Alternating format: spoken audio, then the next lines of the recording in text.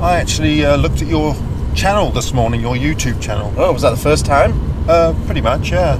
But I didn't realise that you had so many followers. Oh yeah, I'm creeping up on you, mate. People are really into that stuff, eh? That really immature comedy stuff, eh? It's highbrow humour with great depth and artistic value. But you still don't have the International Landscape Photographer of the Year award. That's when you really start to, you know, make it big. Yeah. Well, even though I do have the trophy to prove it. But I will let you know that I have been inundated with sponsorship offers. Oh, have you now? Yeah, I'm actually taking my pick, deciding which one's a good fit for my channel. Oh, so what are the names of these companies? Maybe I should get in touch with them. Well, I'm not telling you, because then you'll go and steal my gig. What are you talking about? I thought you were my best mate. Best mate wouldn't be all sour about me climbing up in subscribers, would you? Don't worry, you'll make it one day. I've still got more subscribers than you. Yeah, I mean, 18 more subscribers than me is definitely a bigger deal. After carefully watching the traffic for those random otters, we decided it was time for a much-needed full Scottish breakfast. Now, I don't wish to offend my North American subscribers, but this right here, this is proper back bacon, not that streaky rubbish that you guys call bacon, no. And of course, it would be rude not to include plain old baked beans.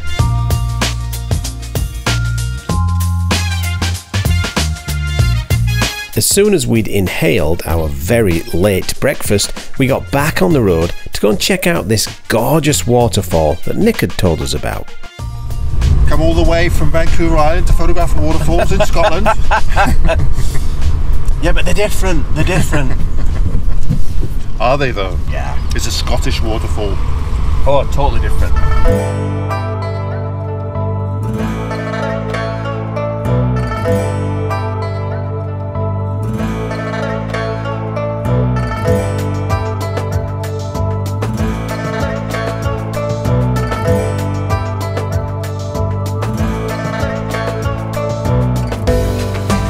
So Adam and I were just driving around the Isle of Mull, just driving around having a look at what we could find, just kind of random, and we just happened upon this roadside waterfall. It's got all of these gorgeous oak trees around it, which I've got a lovely green canopy right now, so we couldn't resist. I know we're always taking pictures of waterfalls on Vancouver Island, but this is different. This is very different. We don't have anything that looks like this, and we certainly don't have oak trees around a beautiful waterfall.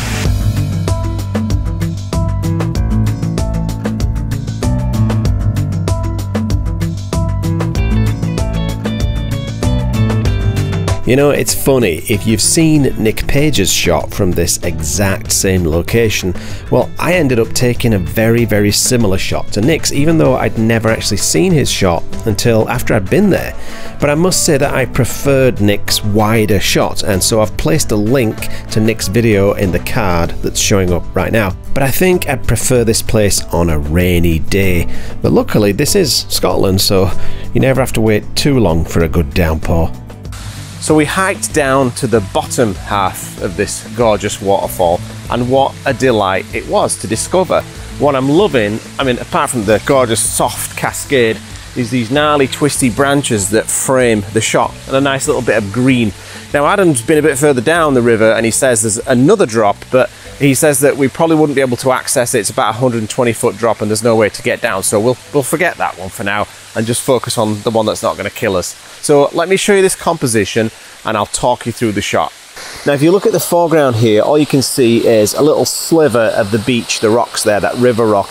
In the full 3x2 you'll see a bit more of that, so the composition works a lot better than the 16:9x9. But what I'm loving is these branches that you see creeping in from the side, which give you also a little bit of colour. There's those yellowy greens, and of course the waterfall cascading down the centre of the frame. Now where I've focused, if you just look on those rocks in the background there, right in the centre of the frame, that is where I've focused, and I've used an aperture of f8. And the reason why I can get away with f8 is because that's very, very sharp, and I don't really have any immediate foreground. It's nowhere near me. It must be like 55 feet away, so I don't really have any issues with blur on that. Everything's pretty much in focus.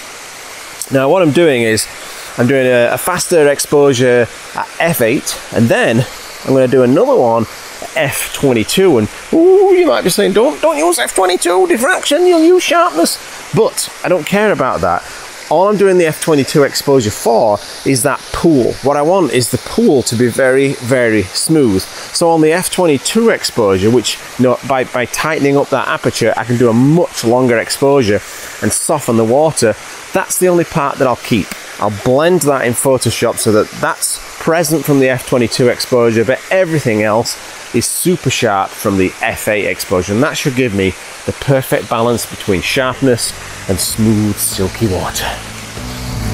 So here's the finished image using my virtual ND filter technique, and this yellow overlay shows you the selection that I kept from the f22 exposure. And now you're looking at just the f8 exposure, which is really sharp, but when I go back to the blend of both the f8 and the f22 exposure for the pool area, I'm sure you'll agree that looks better. Now I would have used my magnetic filter system from Breakthrough Filters, but well, I forgot to bring it. With beauty like this, I was quickly falling in love with the Isle of Mull, and my parents have been telling me for years that I should go there, and I'm so glad I finally made it. But I don't know about you, but I am fully Hank Marvin right now. Yes, I am Hank Marvin, whatever that means. You know what it means, starving. I'm hungry. Starving Marvin. What are we having? Homemade pizza or curry? We should go for a curry. Oh yeah! Right, we've just popped into Tobermory for a curry because we are Hank Marvin, and we wanted a curry last night, but we were denied. Instead we had this grotesque pizza. Anyway, look at this business. You know, I'm still trying to lose the weight that I gained from eating all of those curries on that trip, but I'm happy to announce that I no longer have to be craned into my vehicle. So, what did you order? Lamb tikka achari. Oh, that looks pretty tasty. And what did you order? It was a chicken chakoti. Spicy. Let's try it.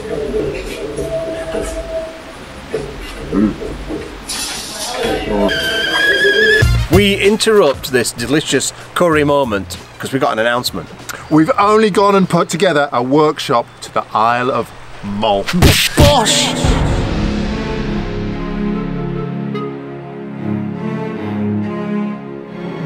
This is going to be 6 days, 6 nights. We're going to put you up in accommodation. You're going to be staying in a beautiful place on the Isle of Mull. It also includes transportation. We're going to drive you around. What else? Food. Yeah, we're going to give you all of your meals. You don't have to pay for a single meal. And what kinds of things will we be shooting, Gavin? We're going to be shooting Bronze Age megalithic standing stones. Absolutely tremendous. We're going to take you to Fingal's Cave on the Isle of Stafford.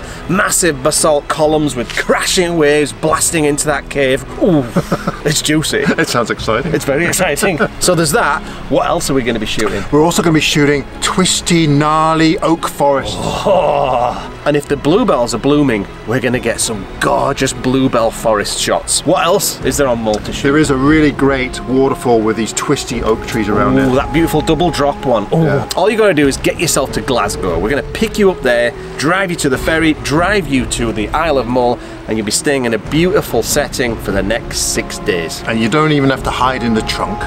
Well, if you eat those pickled eggs, again you will. We're making this a really exclusive workshop with only 10 participants, so if you want to get on this workshop, jump on it. And when is it? It's the first week of May 2020. Hope to see you there. What is that? Where's it going? And so, with bellies full of curry, imminent heartburn, and Grumpelstiltskin's urgent need for a catastrophic evacuation, we figured the sensible thing to do was to go for a lovely hike along the coast in the hopes of catching an epic sunset. What could possibly go wrong? Our destination was the Bronze Age megalithic monument known as the Standing Stones of Glen Gorm. So I got busy studying the stones from every possible angle. Before I even get my camera out, I like to get a feel for a place by spending some time getting to know my subject.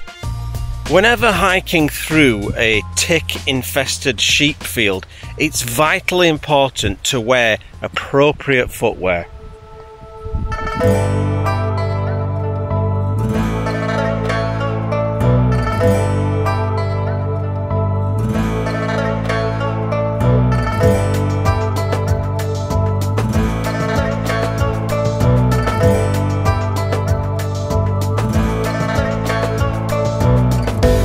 Oh, that is lovely. So within a few minutes of arriving, I've already found the comp that I think I'm going to commit to, and it's shooting directly into the sun. And the reason why I like this shot, I'll show you here on the camera, is I've got a sun star happening on this stone here, which of course at f3.5, which I'm shooting for video, ain't going to work, but I'll tighten that up to maybe f16. But I'm loving how when the light comes in strong, it's just popped behind a cloud now, you get these shadows that blast from behind the backs of the stones. And of course, I do enjoy this ring that's going around the stones, and the light's hitting that in a very pleasing way. Now, again, as usual, I've composed this as a 3x2, but what you're looking at here on the video is 16x9. So the actual composition has a little bit more space in the sky, and the clouds, they're absolutely amazing right now. I think if we get just a little bit of a gap on the horizon, this whole layer of clumpy, big, bulbous clouds should light up. And if I get that sun star on the horizon, perhaps on that third stone over there, this could be an absolutely fantastic shot. I'm not that bothered about the sun star though. That's not really what I'm after. What I'm after is colour and shape and texture in these clouds. And if it's bright enough, I really would love those shadows that the bright light casts behind the stones, because that'll give it a sense of drama and power. In the end, this was the Sunstar shot that I preferred, but as I mentioned just there, I was more excited about the potential for some colour in those clouds during the afterglow of the sunset. But what I like about this shot are those lovely highlights from the sun on those rocky mounds and the side of the stone on the right. It was definitely getting closer to that magical atmosphere that I'm always searching for.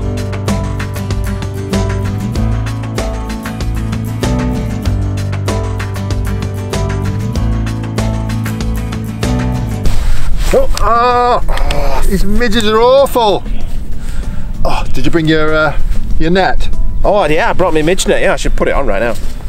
Oh no, I left one in the car. That wasn't very bright, was it? Oh come on, Gavin. What? Give me yours. Well, I could. I'm allergic to them. It's gonna cost you. Oh, not that again. Come on. Cough it up. Oh, I just happen to have it in my pocket. My precious. I mean, it says Adam Gibbs on it, but we'll fix that. Here you go. There's a rip in it anyway. Well, I found a really nice comp. The light is getting better and the wind has died down. The only problem with the wind dying down is the midges putting in an appearance, and now I'm getting eaten alive. Little bastards. So yeah, we just got, I would say, 30 minutes max, and I think the best of the light will hit round about then, and then it's time to get shooting. I'm not going to comment on the symbolism of a big giant phallus piercing a knobbly ring of rocks. So the sheep have decided that it's time to get very vocal, and I promise we are not overdubbing that as a sound effect. That is real. That's these guys. I don't know what they're doing. Adam seems to think they're getting a little bit annoyed by the midges, as are we. But I don't know, maybe it's time for calling the babies home. Or maybe they're getting amorous, who knows? Oh God, I keep sitting in sheep shit. Right, the light hasn't quite gone supernova like I'd hoped, but it's getting better by the minute, so I am rather excited. So I've framed up this really cool shot with these epic clouds in the background, so I'm going to talk you through that right now. Okay, so this is my composition, and as you can see, there's these awesome clouds in the background, and so that you can see those a little bit better, let me just show you. I'm going to turn down the aperture, make it tighter, and there you can see those colours are starting to come in. And what I like about this shot is I've had to get really low in order to make these standing stones seem huge. and what I like is that they spike up into the sky. And you probably can't see it on this video clip, but I'll show you on the still. There's these two sheep standing on the top of the hill, and they're silhouetted by this lovely pink cloud, so I really like that. And what I've done is I've pushed this standing stone in my right column in my rule of thirds grid, and that stone is sitting with the peak right on that vertical column there. So everything is balanced out beautifully, I think, and the light is now just starting to get very, very juicy. So I'm going to just switch this off and start shooting stills. So that's this shot.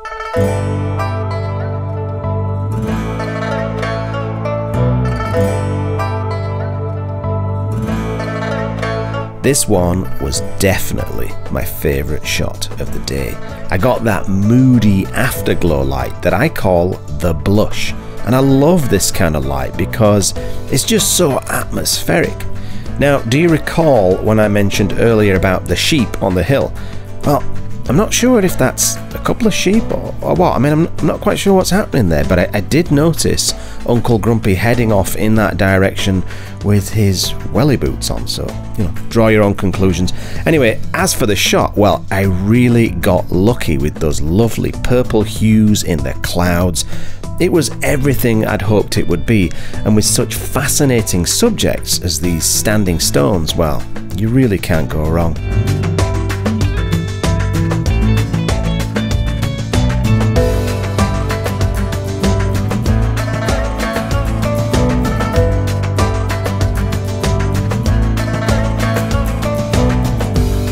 I'd never describe myself as a spiritual person, I'm just not, but when I come to places like this, which are so ancient, and especially when you get light like this, you definitely get a vibe, you definitely get a feeling that's for me is as close to spiritual as I'll ever get.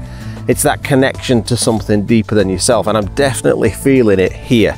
If we stick around for Blue Hour and maybe even some stars, I'll probably be feeling it even more. Well, it's the end of our epic Isle of Mull, Scotland trip, and I am very happy that we came. I got some tremendous shots. What about you? Yes, I got some good shots. I can't take you seriously with that thing on, although I'm not getting eaten. But for me, this has been a brilliant trip because I got to come to the Isle of Mull, which I've never been to before, even though I've been in Scotland for over 20 years, back and forth, west coast, east coast, never came here.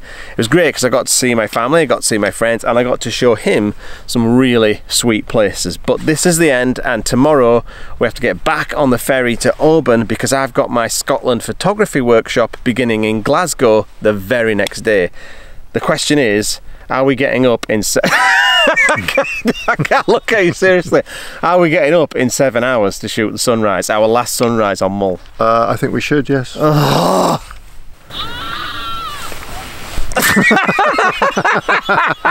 That's how I feel about it. Ah! How badly do you want it? I want it bad. I want it real bad. I bet you do. Oh no, not again. You know what your mother told you? Oh, now that I've finally been reunited with my precious, I shall right the wrong. Gavin Hardcastle, first place.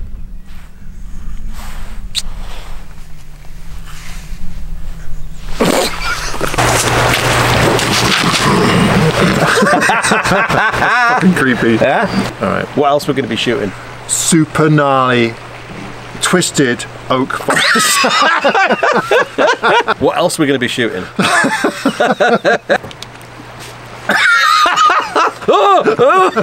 What else are we going to be shooting? Twisty, gnarly oak forests. Alright, what else are we going to be shooting? We're going to be shooting. Straight in, bang, no pause. Oh yeah. Hang on. What else are we going to be shooting, Uncle? We're going to be shooting twisty, gnarly oak forests. What the f*** is all this?